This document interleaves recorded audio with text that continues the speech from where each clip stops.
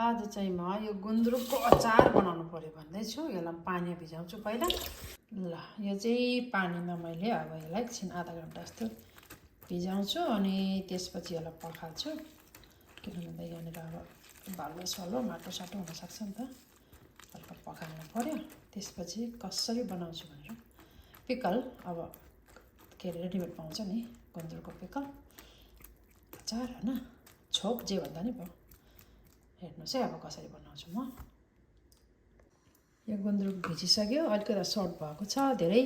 अब यसलाई चाहिँ मैले यत्तिकैमा यसरी निचारेर पानी निकाल्छु है, यस्तो गरेर। गुन्द्रुकलाई चाहिँ यसरी निचारेँ, हेर्नुहोस् त निचारेर राखेको यस्तो भन्छ। अब यसलाई टुक्रा टुक्रा काट्छु एकछिनमा। त्योभन्दा अगाडि यो पानी फालेँ है। पानी चाहिँ यो मैले के गरेँ भने भिजाएँ मात्रै, अनि तलपट्टि त्यो बालुवा सलुवा के जति छ नि त्यो जाओस् भनेर हो। खासै त नरहेछ, सफा रहेछ गुन्द्रुक। यो घरबाटै पठाएको गुन्द्रुक हो, त्यसैले गर्दा सफा रहेछ, मैला नरहेछ। अब यसलाई म टुक्रा गरेर काट्छु। ल अब चाहिँ गुन्द्रुकको अचार बनाउँछु है। मैले गुन्द्रुकलाई काटकुट पारेर ठिक्क पारिसकेँ निचारेर।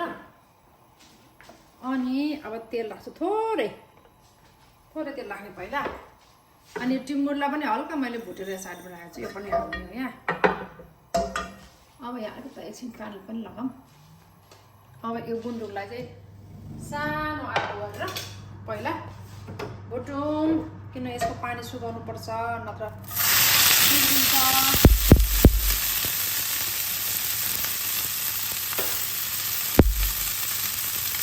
यसलाई मजाले भुट्ने यहाँ थोरै राखेर है। पहिला यसलाई म भुट्छु अनि तपाईँलाई फेरि देखाउँछु है त।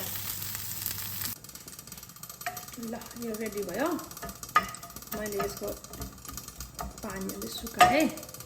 अब यसमा राखेर यसलाई चाहिँ सेलाउन दिन्छु।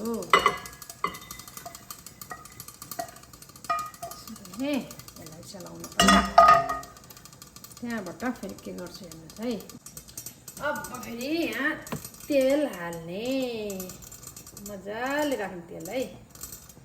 अब यसमा चाहिँ मसँग यहाँ माछा छ, यो मसिनो माछा, यो बुनाइबाट आएको माछा हो। मलाई एकजना बहिनीले दिनुभएको, गौरी बहिनीले बिचारा सम्झेर मलाई माया गरेर दिनुभएको यो मसिनो माछा हो। यसलाई मैले अब धोएर सफा गरेछु। अब यसमा चाहिँ म यसलाई पुऱ्याउँछु है, पहिला फ्राई गर्छु। पानी पऱ्यो क्या हो, रातो गरेर यसलाई पहिला यहाँ भुट्ने है।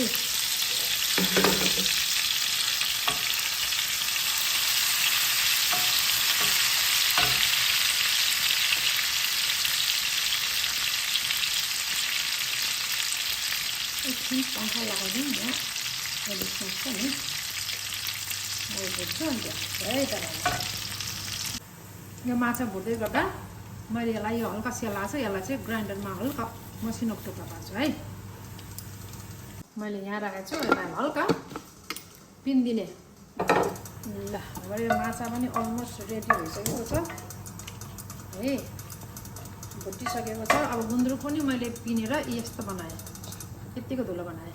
अब यसमा यो गुन्द्रुक राखिदिने फेरि यहीँ है, गुन्द्रुक। अनि यो चाहिँ लप्सीको धुलो, थोरै गुन्द्रुक अमिलो अलिक कम रहेछ। अनि यो चाहिँ टिमुरलाई पिनेर नुन पनि थोरै राखेर मैले ग्राइन्ड गरेको यहाँ भयो।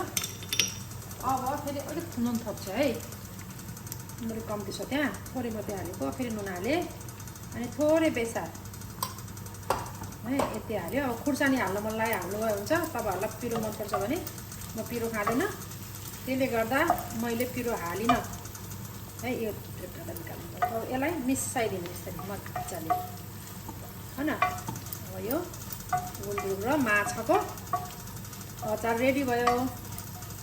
यो त तपाईँहरूले जतिखेर पनि खान सक्नुहुन्छ, स्टोरेज गरेर राख्न सक्नुहुन्छ होइन। गुन्द्रुक सबैको घरमा हुन्छ, बजारमा पनि पाइन्छ किनेको बनाइराखेको। तर म चाहिँ घरकै मनलाई मनपर्छ, सबै कुरा फ्रेस हुन्छ। यसको मतलब यो होइन कि पुराले नराम्रो हुन्छ भनेर खोजेको होइन। आफूले बनायो भने आफ्नो तरिकाले बनाउनु पायो नि, आफूलाई के हाल्नु मन लाग्छ त्यो अनुसार हाल्ने अनि बनाउने। ल यति भएपछि त कोही कोही बेला हतारको बेला दाल पकायो, त्यसपछि अलिकति सब्जी बनायो अनि यो छोप भइहाल्यो होइन, सजिलो। नत्र भए दाल मात्रै पकायो, भात पकायो, त्यहाँ सलाद अलिकति काट्यो अनि योसँग चट्ट खायो। ल रेडी भयो गुन्द्रुक र माछाको अचार। तपाईँहरू भेजिटेरियनवाला हो भने चाहिँ माछा नहाल्नु भने हुन्छ है। मसँग माछा थियो र यो माछालाई पनि यो सदुपयोग गरौँ न भनेर हो। ल दामी भयो अचार त, चाखौँ न त कस्तो पर्छ। नुन अलिक कम्ती भएको हो क्या, मिठो अचार। गुन्द्रुक अलिक अमिलो नरहेछ, त्यसले गर्दा मैले आगो त्यसले गर्दा मैले उस लगाएँ, आगो मार्छु एकछिन है, नुन अलिक कम भएछ लगाएँ। ल लप्सीको धुलो चाहिँ आगो मारिदिएँ है मैले, लप्सीको धुलो थोरै राखेँ अमिलोको लागि। गुन्द्रुक एकदम टक्क अमिलो नरहेछ कि, पुरा धोइदिँदाखेरि अलिकति यसको अमिलोपन हराउँछ नि। ल रेडी छ है मेरो अचार। अब थोरै भिनेगर राखिदिनुपर्छ है, किनभने अमिलो अलि हालेन थोरै।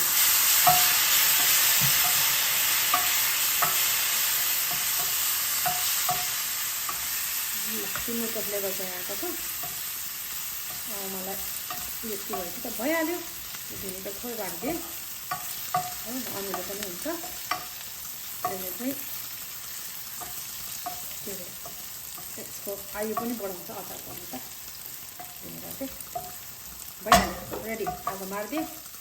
ल अब तपाईँलाई चिल्ली खोर्सानी धुलो हाल्न मन लाग्यो हाल्नुभयो हुन्छ, म चाहिँ हाल्दिनँ है। ल रेडी भयो मेरो गुन्द्रुकको अचार सेलायो। अब यो चाहिँ मैले निकालेँ अलिकता। अब यहाँ मैले चाहिँ अलिकता खुर्सानी राखेर बनाउँछु है, यहाँ मिक्स मात्रै गर्ने। यो मेरो मैले आफै बनाएको यो अचार, यो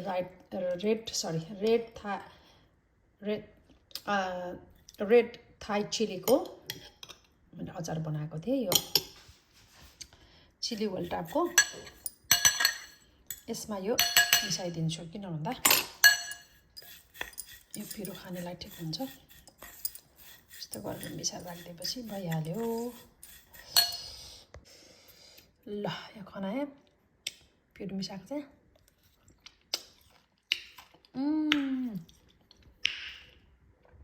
हो कति पिरो पर्छ। यो चाहिँ मैले यो भरि बनाएको थिएँ, सबै नै लाग्छ, मेरो छोरीले सकाइसक्यो। कस्तो पिरो भएछ, टक्क नुन त अलिक टक्कै भएछ, टक्कै मिठो हुन्छ। थोरै खाएर हुन्छ यो पिरो हालेको, यो पिरो नहालेको। यो मलाई यो अचार मेरो छोरीले यो घर बनाएको मैले त्यहाँ मिसाएको, एभ्रिडे खान्छ यो। भातसँग नि यही खान्छ, पिरो भयो, चाउमिनसँग नि यही खान्छ, चिप्स बनाएर फ्राई चिप्स बनाएर यही खान्छ, रोटी खाने यही खान्छ, दिनदिनै खान्छ। ए उसको फेभरेटै भइसकेको छ यो, सकाइसकेको छ।